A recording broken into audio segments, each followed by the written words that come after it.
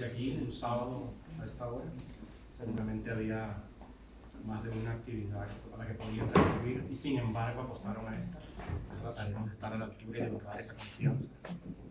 Mi nombre es Sinalo Alvarado, soy periodista colombo-venezolano. Eso quiere decir que nací en Valledupar, crecí en Maracaibo, pero he hecho casi toda mi carrera acá en Colombia. Leo y yo tenemos varias cosas en común. Para empezar, somos contemporáneos, aunque Leo es un par de años más joven. Aunque me vea un par de años mayor. La raza me ayuda. Somos contemporáneos, ambos vivimos de las palabras, o intentamos vivir de las palabras desde hace ya un tiempo. Ambos somos migrantes recurrentes, nos gusta movernos, ambos somos provincianos, ¿no? Venimos de ciudades pequeñas y a punta de palabras es que nos hemos movido por varios países. Y esa es otra cosa que también tenemos en común, el trabajo que hemos hecho, lo hemos hecho en varios lugares, ¿no? En tu caso, Brasil, Venezuela y Colombia hasta ahora. Esperamos que esa lista siga creciendo. Y en España, y sumando nuevos destinos. Y otra cosa que también tenemos en común es que hemos trabajado en distintos textos el tema de la violencia, ¿no? Y las distintas manifestaciones de la violencia.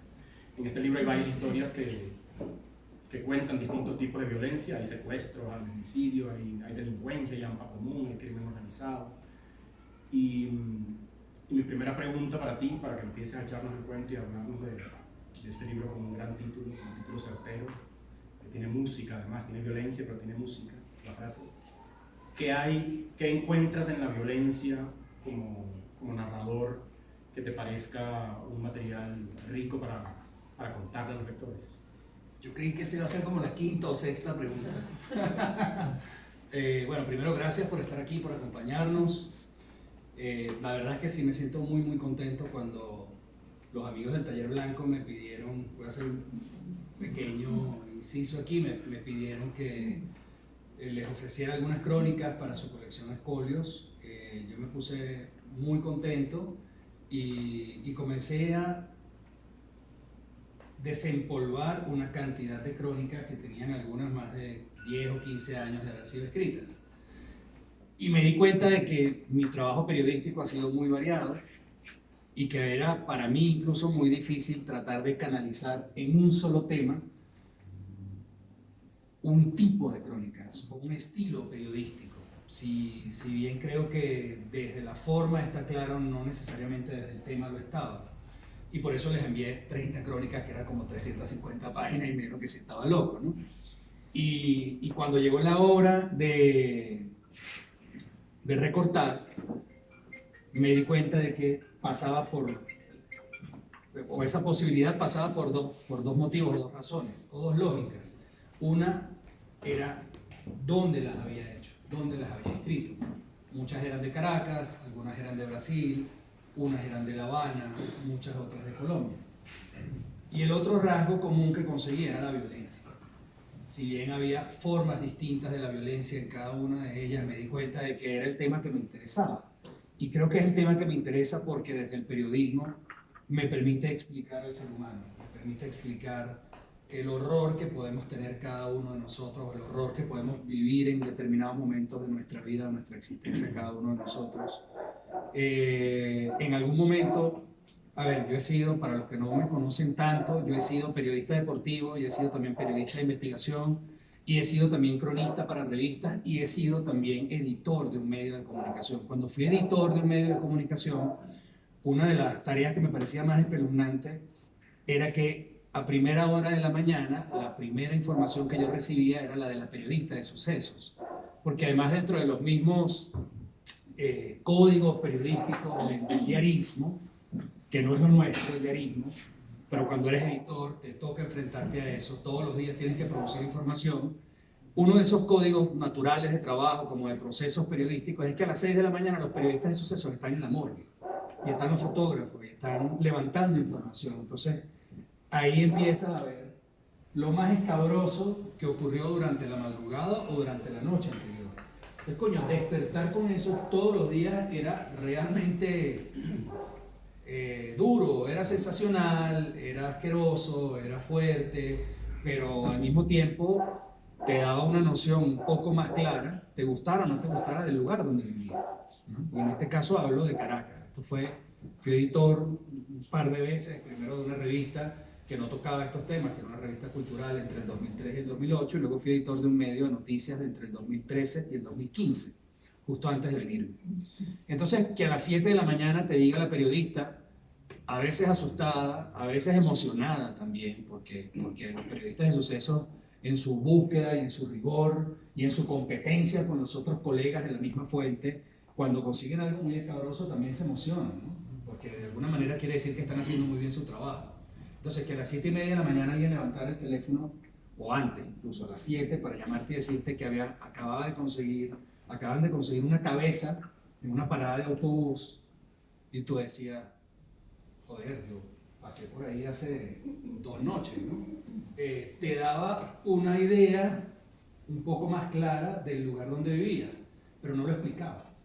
Entonces a mí lo que me interesaba era tratar de comprenderlo, ¿no? Más allá del qué o el cómo o el cuándo, que son las típicas preguntas que te enseñan cuando estás comenzando a ser periodista. Me interesaba el cómo e incluso el por qué ocurre todo esto. Entonces elegí estas 7 crónicas y pudieron haber sido 14 alrededor de la violencia, porque creo que es el tema que más me interesa como periodista, e incluso diría que como lector también, tipo no solo de trabajos periodísticos, sino de obras. Cuando vemos una serie de ficción o una serie documental, los temas que más me interesan son aquellos en los que el ser humano pierde la conciencia y se convierte en un animal capaz de destruirlo todo, ¿no? Las historias de violencia o el periodismo de sucesos, al menos desde mi punto de vista y de mi experiencia, entre finales de los 90, el 2000, los años 2000, la primera década de este siglo, uno veía en periódicos, sobre todo en el diarismo venezolano,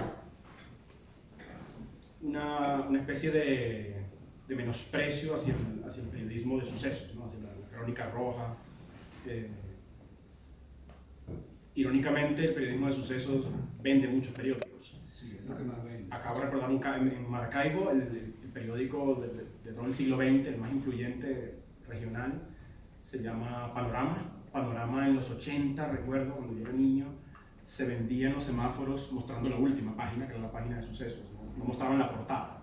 Lo que los voceadores mostraban a los carros y a los transeúntes era la última página, donde venía casi todos los días la crónica de sucesos de Eberto Camacho, que era el periodista de sucesos.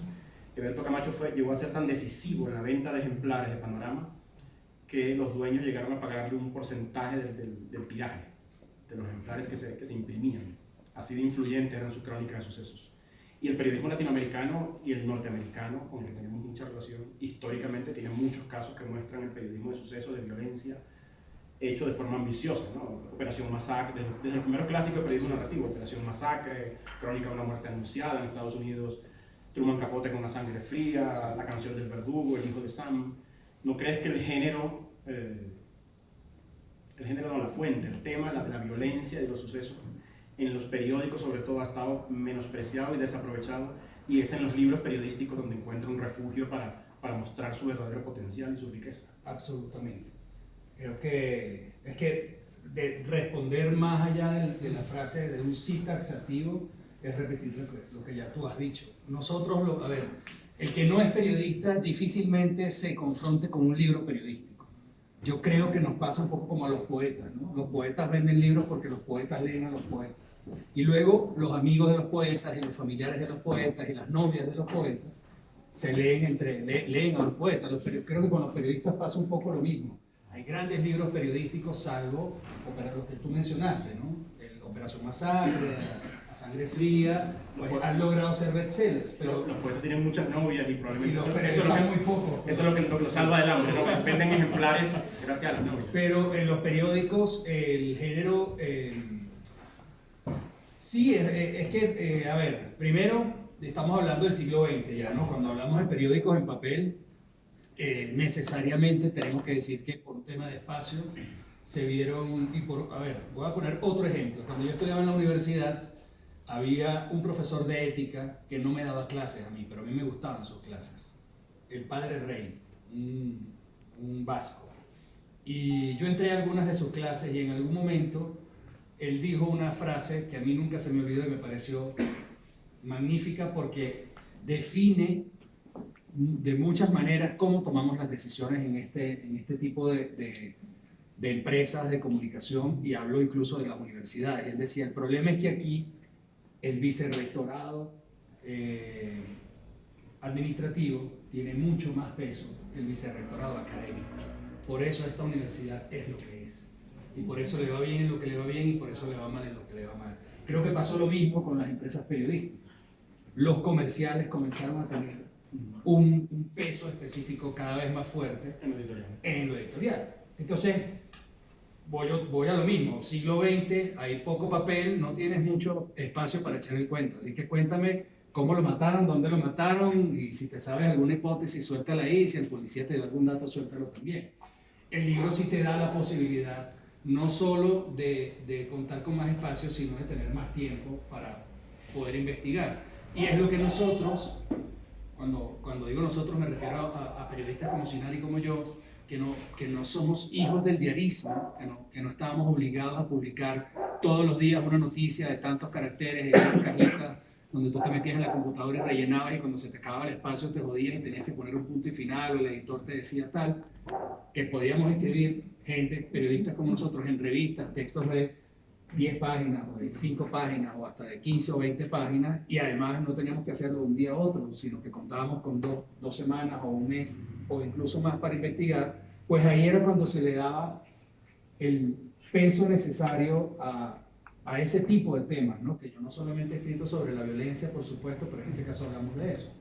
Entonces sí, creo que, por supuesto, los libros y las revistas en muy buena medida son los que han rescatado o los que han permitido que este tipo de trabajos puedan existir. Voy a cerrar, para quienes no sepan, con un inciso porque pareciera que estuviese diciendo una media verdad.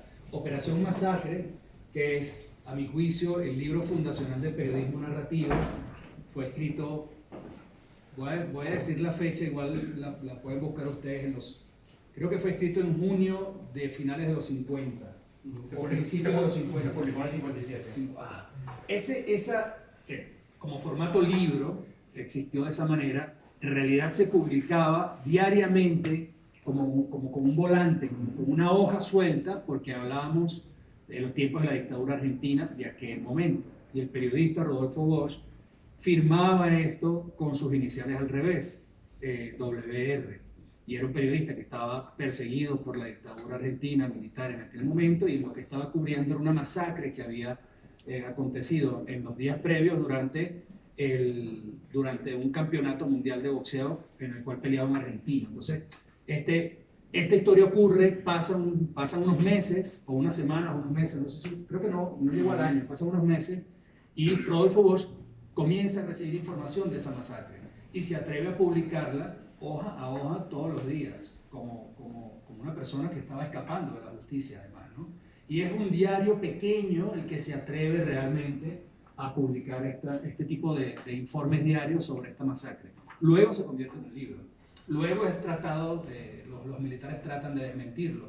Luego, años más tarde, cuando los militares son juzgados, hay una nueva edición de Operación Masacre y están los juicios sumarios de los militares en el cual le dan la razón a él como periodista, ¿no? Entonces, de alguna manera, ahí sí hay como un triunfo del diarismo y del periodismo sobre la realidad y sobre este tipo de historias.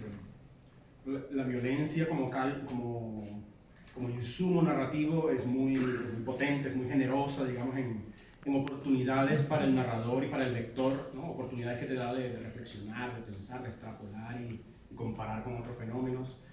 Pero uno con más frecuencia de la deseada encuentra como torpezas de ejecución desde la reportería hasta la escritura. Pienso, por ejemplo, en los reporteros de televisión, ¿no? El ejemplo clásico del reportero que llega con el micrófono, la cámara y una lámpara muy potente. Cuéntanos qué sientes. Sí, ¿qué siente, señora? Mataron a su hijo de 38 puñaladas. Cuéntanos. Y en la escritura, sobre todo en periodistas jóvenes, en talleres, yo me encuentro con mucha frecuencia que los narradores muy jóvenes cuentan historias relacionadas con violencia y casi siempre cometen el error de intentar como cargar las tintas, ¿no? Esta pobre señora, cuando ya le habían matado a su hermano, lloraba sobre un andén. Lo que siempre yo les digo es, bueno, la violencia es tan poderosa que no necesita que tú le ayudes. basta con que tú la muestres y la expongas y ella hace el trabajo. Entonces, en términos ya técnicos, hablando de la escritura, tú sientes que estos temas te planteen, no sé si desafíos, pero sí que te exijan cierto tratamiento o ciertos cuidados en el momento del abordaje desde la investigación, cuando hablas con la gente, y en la escritura. Te voy a poner un ejemplo. Una crónica que no está acá, que estaba, pero decidí sacarla, tenía que ver con el desastre que hubo en Mocoa, aquí en Colombia, hace un par de años. Coño, me tocó durante el trabajo de reporteo, estuve allá una semana, me tocó hacer una de las entrevistas más duras que me ha tocado hacer en mi vida. Era un padre que estaba desorientado buscando a su hija. Su hija, en aquel momento, que estaba desaparecida, tenía la edad que tiene mi hija. O en aquel momento tenía la edad que tenía mi hija. Cuando yo hablo con este señor,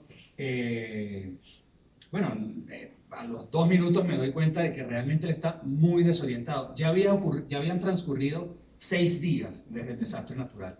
Y él venía de un pueblo cercano a Mocoa, pero la hija vivía en Mocoa con su madre. Y él había soñado que su hija había aparecido desde las piedras en determinada zona, que era a pocos metros de donde estábamos parados en ese momento. Y por eso él estaba allí. Cuando yo comienzo a hablar con él estaba absolutamente convencido de que iba a encontrar a su hija debajo de esas piedras, porque él lo había soñado. Mira, lo cuento y me dan ganas de llorar. Yo hablaba con él y yo decía dentro de mí, primero no puedes llorar, escúchalo, entiéndelo, y después ve a ver si esto tiene cabida y tiene sentido en la historia que vas a contar. Para mí hubiese sido un poco fácil arrancar por allí, arrancar con ese testimonio, ¿no? Al final ni lo usé, o no estoy seguro, creo que lo menciono en una línea, pero no exprimí esa anécdota que formaba parte de la historia, que tenía que ver además, digamos, representaba de una manera muy clara un sentimiento generalizado de padres que buscaban a sus hijos en esa tragedia natural, y no lo hice por respeto a él también, porque la verdad es que él estaba tan consternado y tan en shock que era muy fácil para un lector pensar que estaba loco. Entonces, ¿qué trato yo de hacer? Primero, cuando estoy reporteando, agarrar todo lo que se pueda en ese momento, porque no voy a volver a ese lugar, porque no voy a volver a ese momento y porque probablemente lo que me está diciendo el entrevistado no me lo va a volver a repetir con la misma intención y con la misma intensidad. Y eso es algo que he ido aprendiendo con los años. Es decir, al principio de repente me daba un poco de pena, cuando veía mucho dolor o cuando veía una vaina muy difícil o cuando veía, pues no sé, mucha pobreza.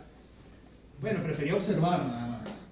Y hablaba si se me acercaba alguien. Ahora tengo un poco más de arrojo y un poco más de atrevimiento y me atrevo, valga la redundancia, a acercarme y tratar de sacar algo de allí. Y luego veo si lo uso o no lo uso. Básicamente lo que intento hacer cuando ya estoy frente a la computadora, es decir, después de todo el trabajo de reporteo que se hace, es pensar que esa persona puedo ser yo o puede ser un familiar mío, que tampoco es, digamos, que es algo que te enseñan, cualquier buen profesor te puede decir esto, pues no, o sea, eso que le pasó a esta mujer o a este hombre, le puede haber pasado a tu mamá o a tu hermano. Entonces, coño, ponte ahí en esos zapatos y no hagas de un evento que naturalmente es sensacional, no hagas una cosa, no digas el pobre señor que lloraba desconsoladamente tras el dolor por la muerte trágica de su hija, cubierta por piedras, llena de sangre, aplastada a los sesos. Bueno, no hace falta, ¿no? O sea, en 2 palabras puedes decir y puedes comunicar lo que sentiste tú que te transmitió esa persona cuando hablaste. Uno como reportero, como narrador de la realidad, necesita conocer el lugar y la realidad que debe contar, necesita descubrir, necesita entender para luego poder contar. Y ayuda mucho haber crecido en el lugar donde uno trabaja, ¿no?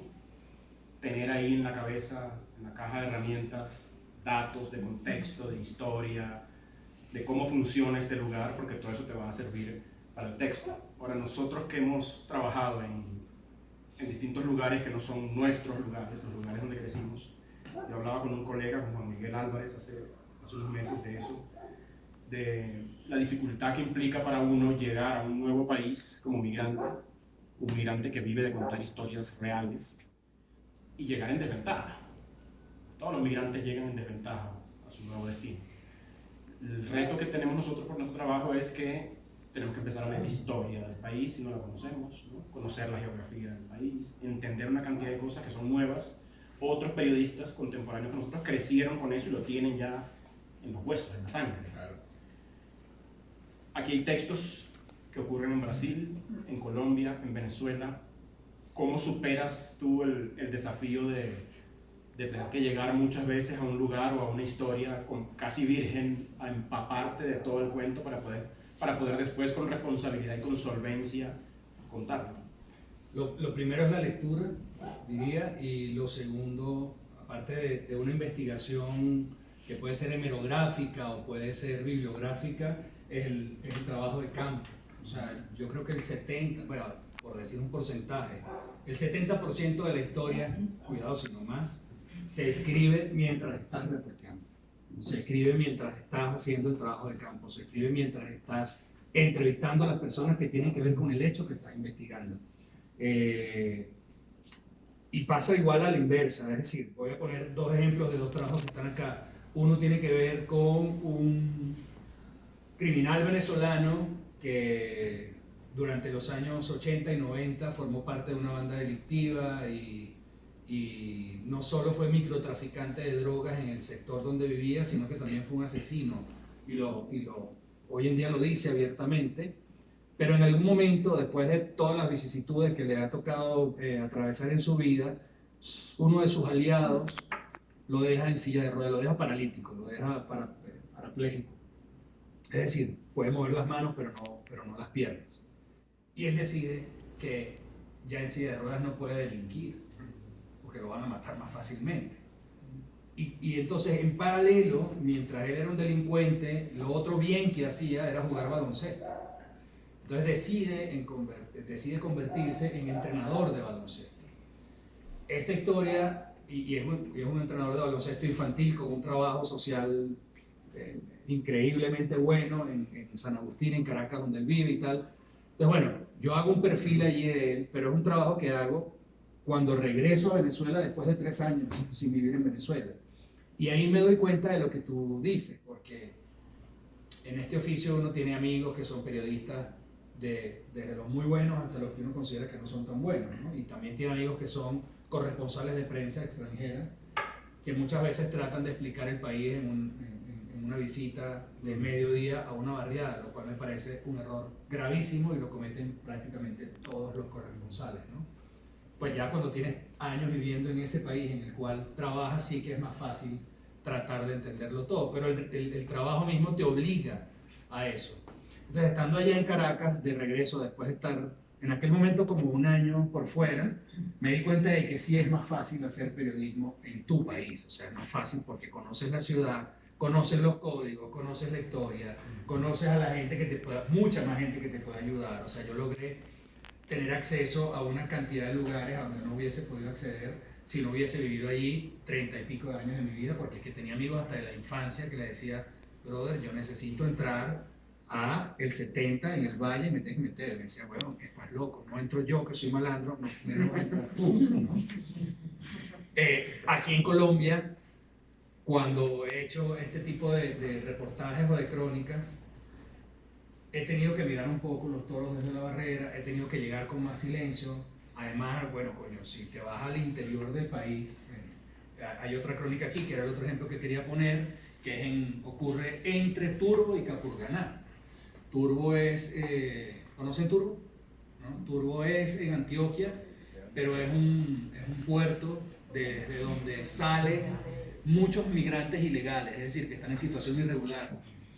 Y Urabá antioqueño, frontera con Panamá. Urabá antioqueño, exacto. Ahí estás todavía a un par de horas de la frontera en agua, ¿no? En transporte marítimo. Bueno, llego yo, además iba con barba, canoso, ojiclaro, hablando como hablo. Por supuesto, lo primero que generaba era desconfianza.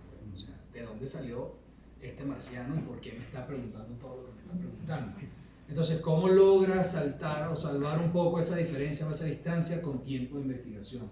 En ese momento le pedí a los editores de la revista Don Juan, que fueron quienes me pautaron este tema, que me permitieran estar ahí por lo menos una semana. Y accedieron. Y me di cuenta de que ya en 5 días tenía lo que iba a buscar, tenía las historias suficientes para contar eso que pasaba allí. ¿Por qué? Porque allá había gente de Sierra Leona, allá había gente de Mali, allá había gente de Afganistán, allá había gente, pero cuando les digo gente no es que era uno, es que eran 12, 18. Yo vi en una habitación de hotel de más o menos 5 metros cuadrados a 17 indios. Todos venían de la India, ninguno hablaba español, nadie quería quedarse a vivir en Colombia. Ellos pasan por Colombia de paso porque quieren llegar a Estados Unidos. Pero la ruta de migrantes ilegales que existe desde Ecuador o desde Perú o desde Brasil, dependiendo de por dónde entres, obligatoriamente te tienen que pasar por Colombia. Y entran desde el sur del país, con la frontera ecuatoriana, y salen por Panamá, salen por el tapón del Darién. Y ese es el último pueblo que visitan. Es decir, que ahí están todos los que han logrado llegar hasta allí, ¿no? Entonces, sí me di cuenta de que era más difícil porque no conocía la geografía, porque tenía que estar con Google Maps, bueno, por dónde salen, cuando al momento de escribir la nota, digo, pero ya va, de Turbo a Capurganá, ¿qué otras vías hay? Bueno, historias muy duras que no se las voy a contar porque están en las crónicas, pero están allí, ¿no? Y una vez más, forma parte también no solo de las búsquedas del ser humano, sino porque hay búsquedas desesperadas que te llevan a la muerte, sino también de lo mejor y lo peor que somos capaces de hacer.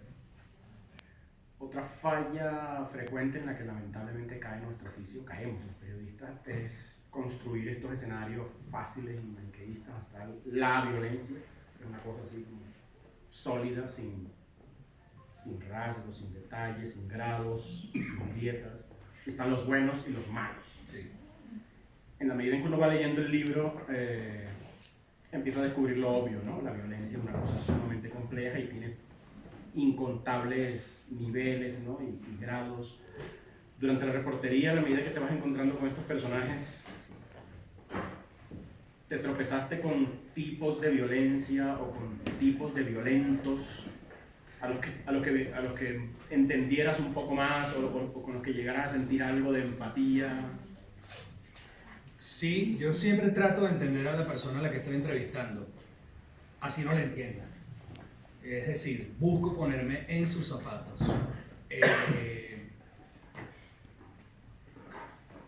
Con lo jodido que eso puede ser, pero digo, quiero decir, sea cual sea la situación que haya atravesado, intento mirar con los ojos de esa persona.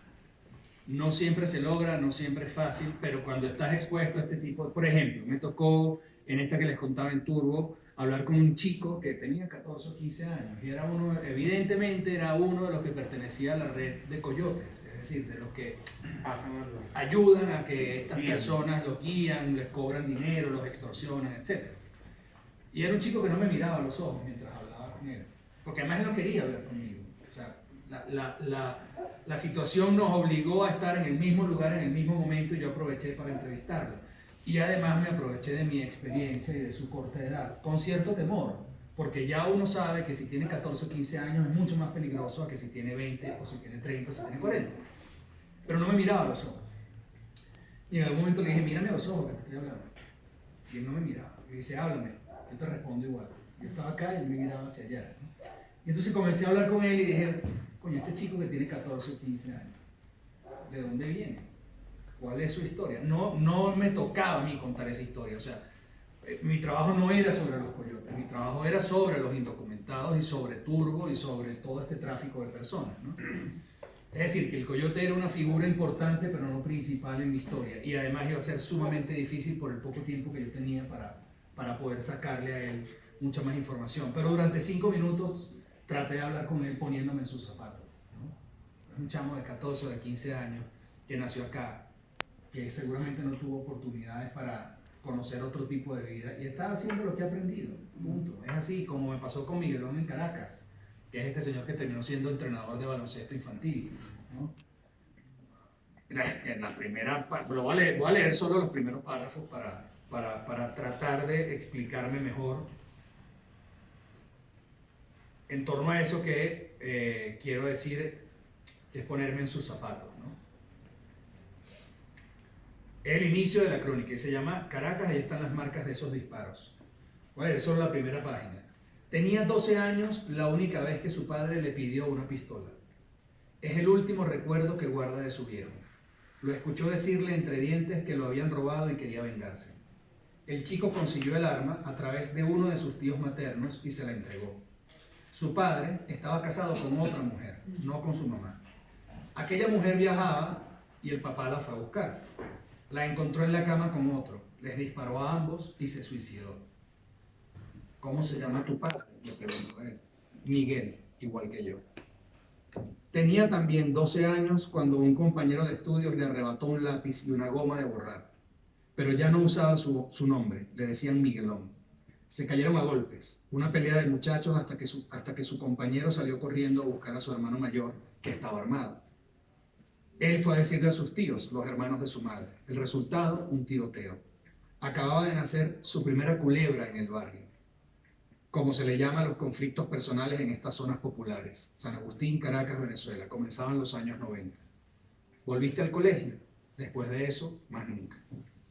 Años antes ya lo habían defendido de esa forma, cuando iba a visitar a su papá y un joven trató de robarlo. Se lanzó por un barranco, le dijo a su mamá, llamaron a sus tíos y estos respondieron con balas. ¿Qué edad tenías cuando aprendiste a disparar? 14 años.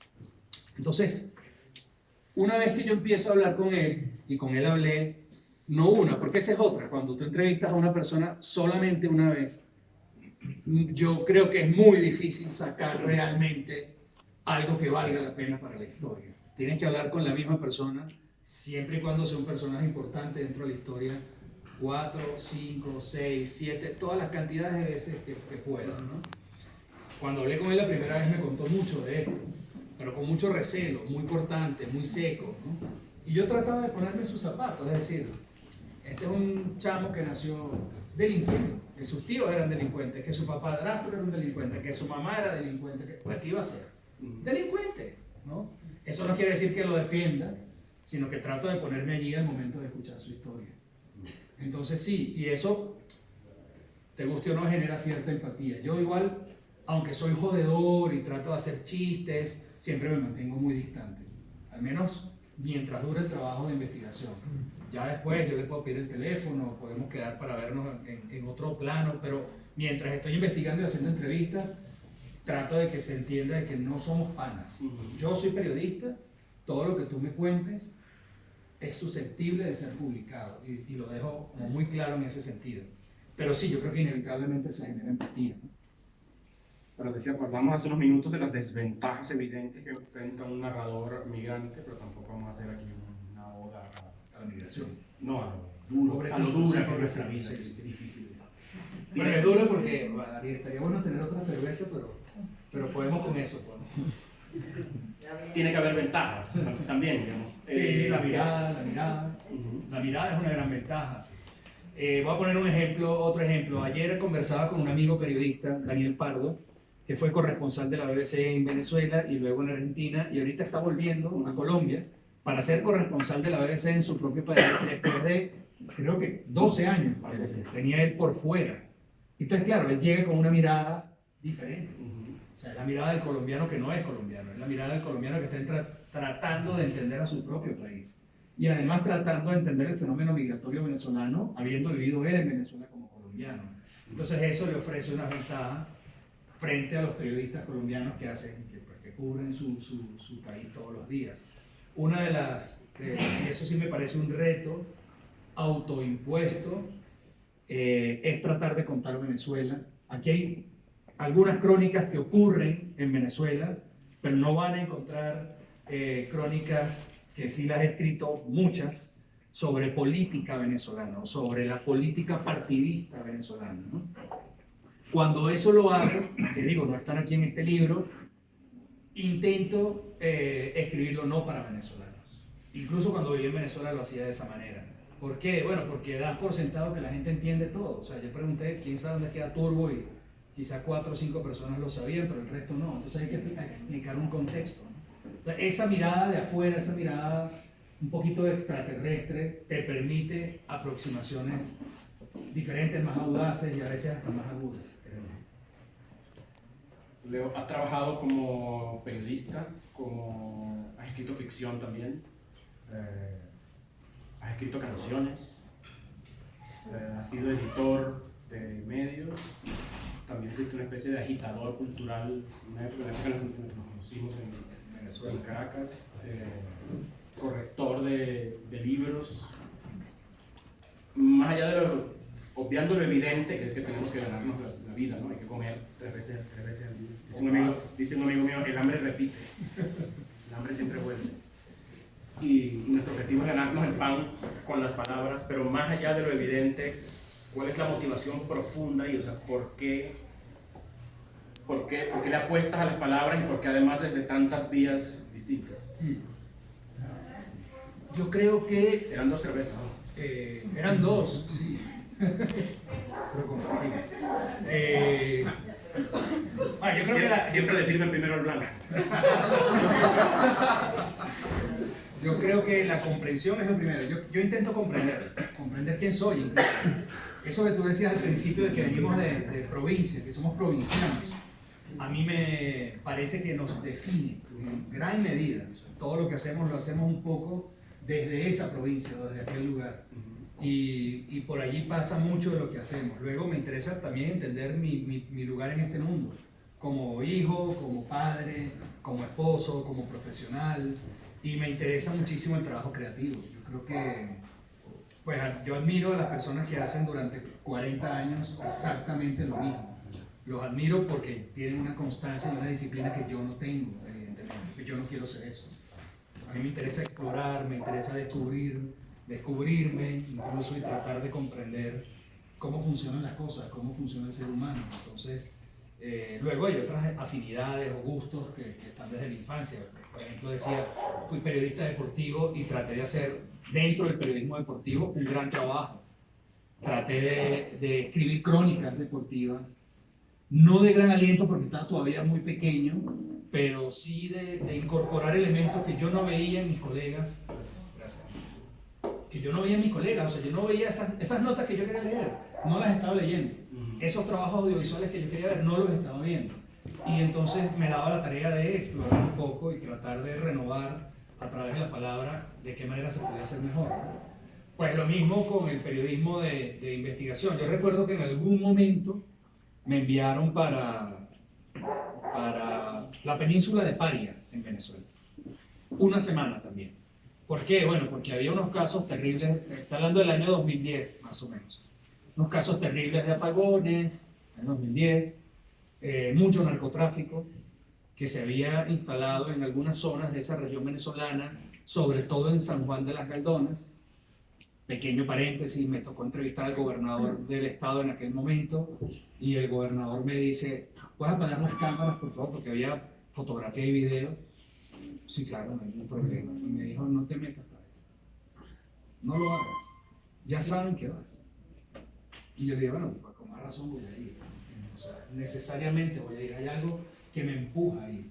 Pero bueno, cierro paréntesis. Y el gobernador evidentemente estaba metido en todo esto, pero yo no tenía pruebas para acusarlo. Y de eso podemos hablar más adelante si quieres. O sea, ser periodista no es tan fácil.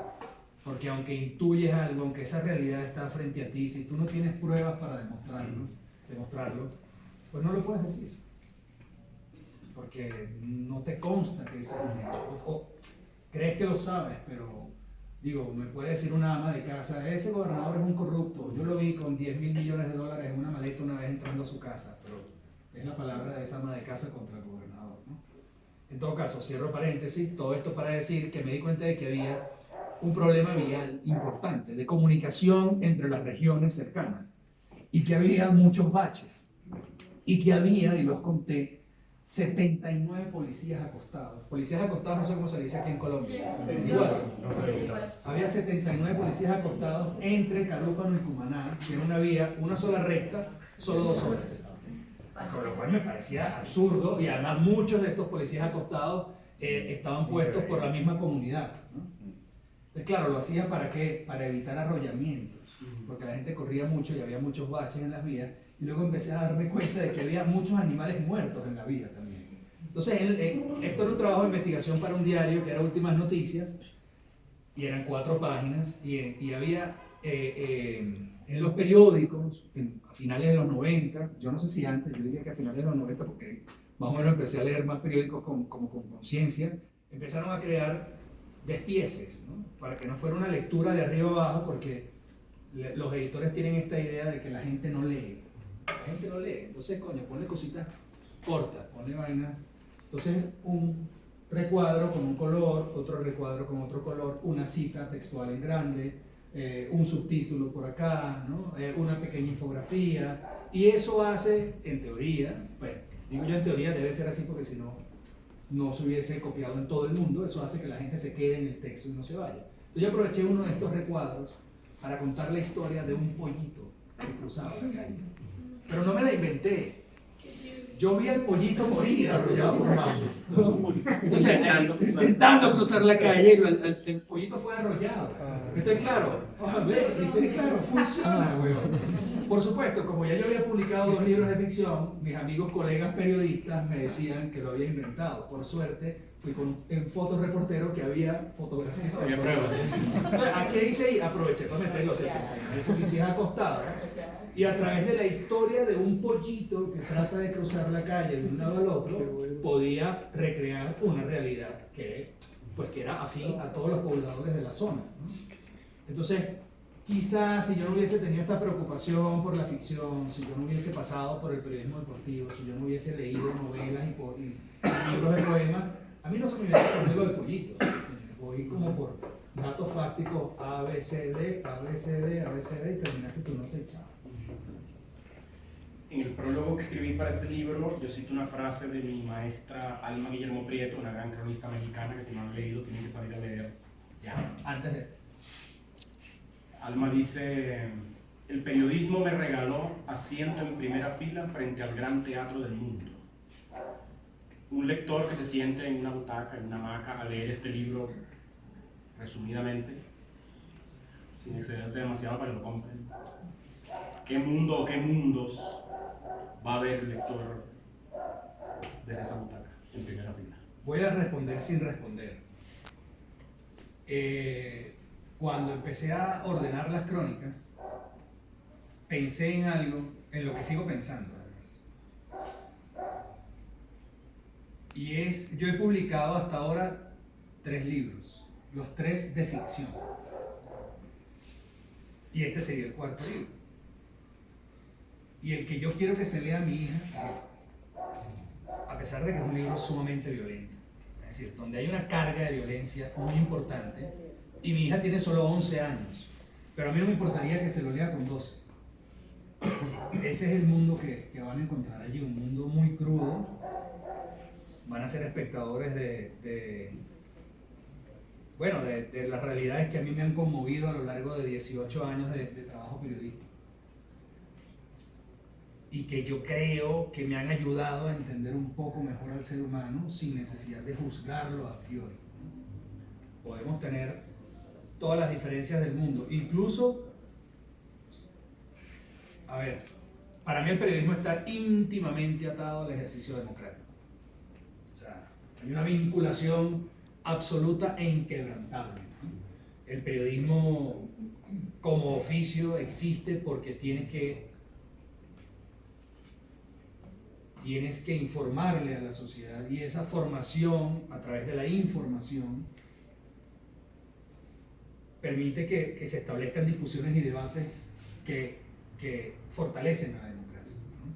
Desde allí trato de comprender al otro y trato de entender y trato de decir con las historias que cuento de no ficción. El otro tiene mucho que decir también, aunque opine algo radicalmente opuesto a lo que opinas tú. Y si no nos entendemos, entonces nos matamos, porque es lo que hacen ellos, ¿no? Y viniendo de sociedades tan complejas como la venezolana, la colombiana e incluso la brasileña, que hoy en día está cada vez más partida, que ve en peligro su democracia, que ve con mucho temor además, porque ellos salieron de una dictadura apenas a principios de los años 80. Coño, creo que este trabajo periodístico permite a la gente sentarse frente a esa butaca y decir, estos somos nosotros. Bienvenido a sus preguntas.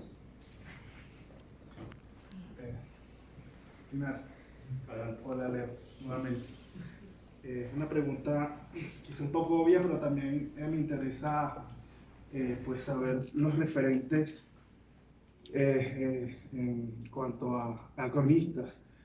Tu libro Gancho al Hígado fue presentado por Alberto Salcedo Ramos y también ha presentado en otras oportunidades, ha compartido con él en otras oportunidades un espacio sobre narrativa y sobre la crónica latinoamericana. Entonces mi pregunta sería pues, ¿qué cronistas lee Leo Felipe Campos? ¿Qué autores frecuentas y que de alguna manera definen tu estilo en la crónica? Sabemos que la crónica plantea un problema de estilo donde hay un forcejeo siempre, ¿no? Una lucha entre el periodismo y la literatura. Entonces vamos a ver quién gana en esa confrontación. Entonces pues la pregunta es, ¿qué cronista suele leer Leo Felipe Campos? Ok, bueno, lo primero es que yo no creo que exista esa lucha entre periodismo y literatura cuando hablamos de crónica. La crónica es periodística, punto. Que aproveche algunos elementos formales de la literatura es otra cosa, pero es literatura de no ficción. La crónica es literatura, pero de no ficción. Es decir, en el momento en el que tú insertas un dato falso, deja de ser periodismo y se convierte en cualquier otra cosa menos en periodismo, se convierte en no periodismo, ¿no? Y si llegasen a pelear la crónica y la literatura, gana la crónica. Al estilo, me refiero a No, sí, sin duda, pero como hay gente acá que de repente no diferencia también una cosa de otra, me gusta, y además cuando dicto talleres lo digo siempre como soy muy tajante en ese sentido. Ficción es ficción, no ficción es no ficción. Si usted quiere escribir un cuento, escribe un cuento. Si la realidad no le alcanza, escribe un cuento o escribe una novela. La realidad es infinitamente superior y más aplastante que aquello que podemos inventar. Dicho eso, diré, mis dos cronistas favoritos son Carlos Monsiváis, que es un mexicano, y Pedro Lemebel, que es un chileno. Los dos ya murieron. Ahora, he leído crónicas maravillosas y fantásticas de Alberto Salcedo Ramos, de Leila Guerriero, de Juan Villoro, de Boris Muñoz, que es venezolano, de Sinar Alvarado también, de Martín Caparrós. Hay también, ¿cómo decirlo? Hay un Olimpo latinoamericano que no se mueve, pareciera que no se mueve, que son siempre los mismos nombres. Y eso obedece a muchas razones, pero son buenos nombres, y son buenas lecturas y son buenos trabajos periodísticos. No sé, hay un mexicano que en algún momento leí, ya hace años que no lo leo, lo leí en revistas, que se llama Fabricio Mejía Madrid, creo que escribía buenos trabajos periodísticos, no sé qué es de él. Siempre habrá también como nuevas voces y nuevas firmas, ¿no? En algún momento me obsesioné con Roberto Bosch, el autor de Operación Masacre, el argentino, también fallecido hace muchos años, asesinado de hecho. Entonces leí muchos de sus trabajos, leí muchos de sus libros, pero también va uno atravesando como etapas. En estos últimos 4 o 5 años en Colombia he sido más corrector de estilo y entonces me veo obligado a leer lo que la editorial me pide que lea para corregir. No tengo tanto tiempo de escoger o seleccionar lecturas, ¿no? El poco tiempo que me queda lo he dedicado para algunas novelas que tengo rezagadas allí, porque me gusta también muchísimo leer ficción.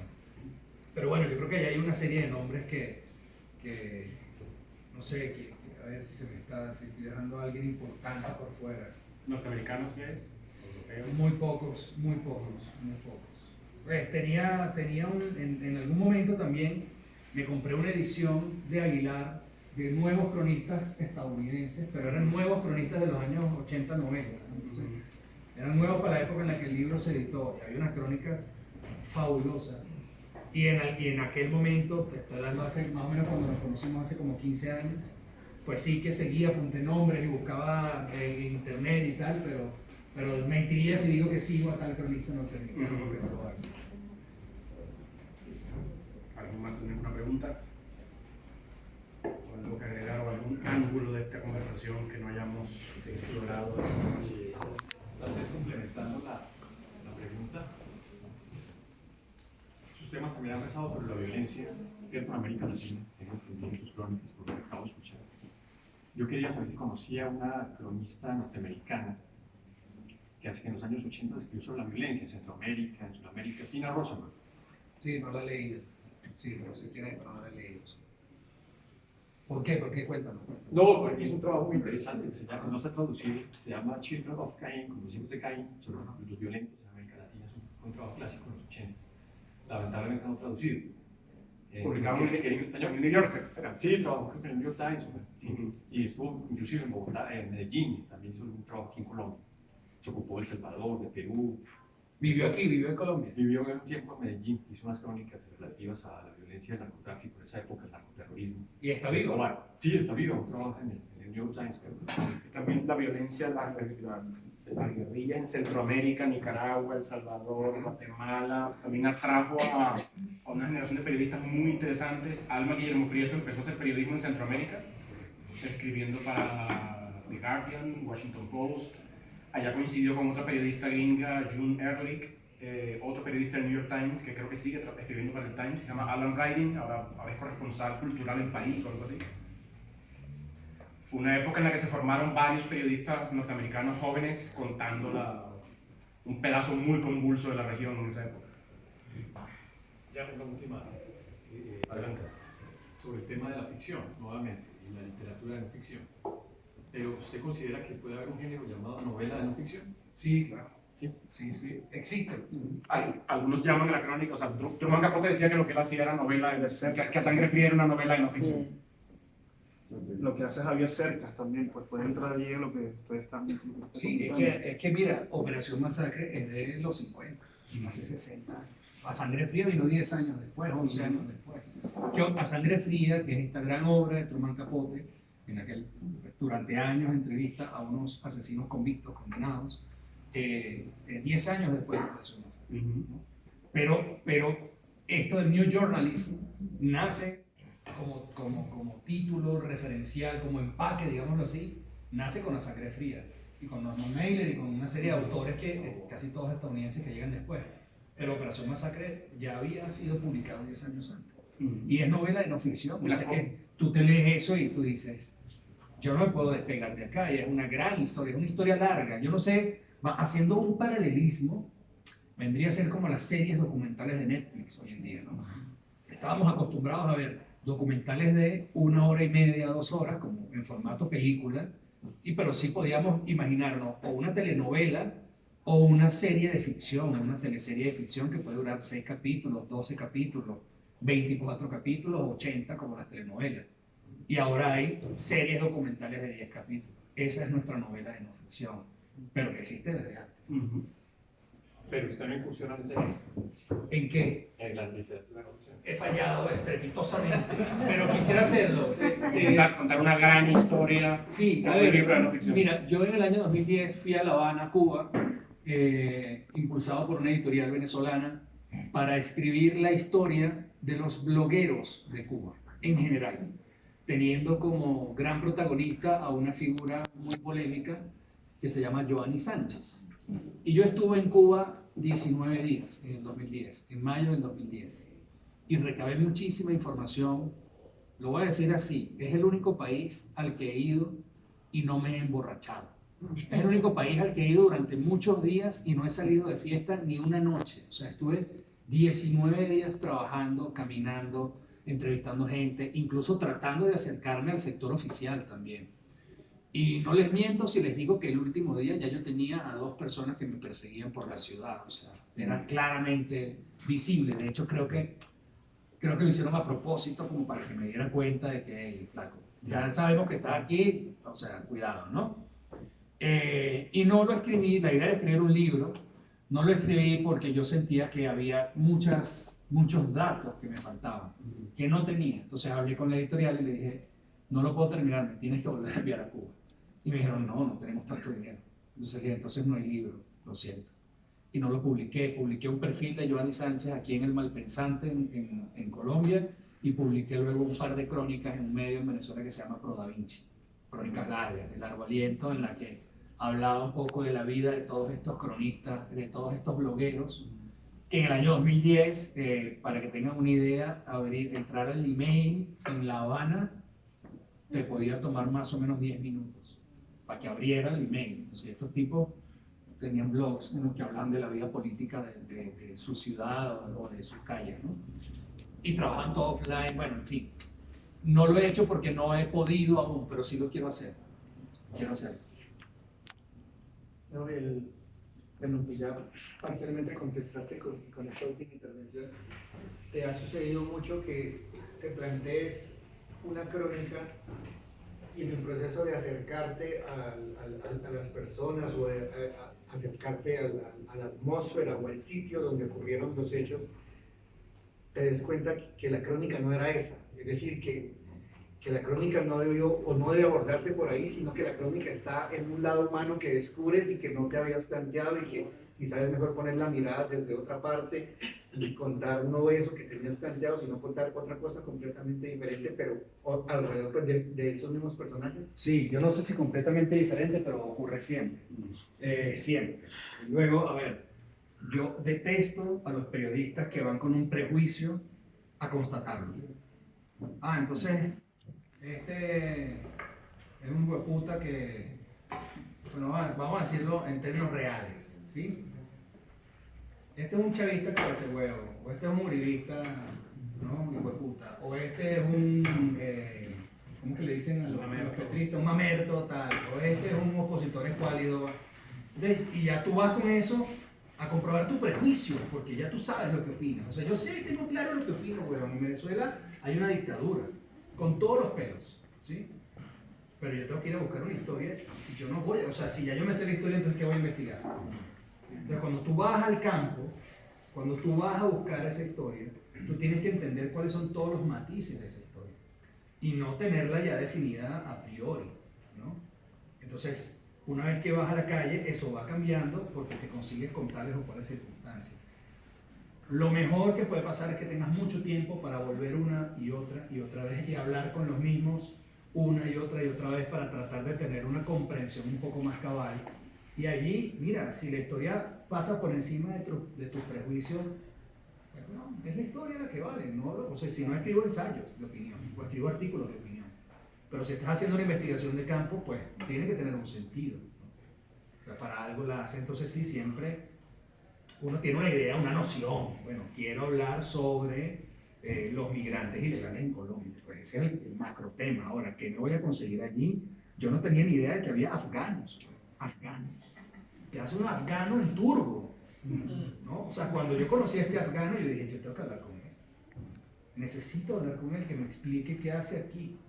Y bueno, obviamente con todas las dificultades que eso implica, ¿no? No voy a contar porque además aparece muy poquito para que ustedes lo lean. Pero sí, siempre la historia te va, y la misma gente, las mismas personas te van llevando de un lugar al otro. ¿Alguien más? Eso es todo por hoy. Muchas gracias. Bueno, gracias por venir.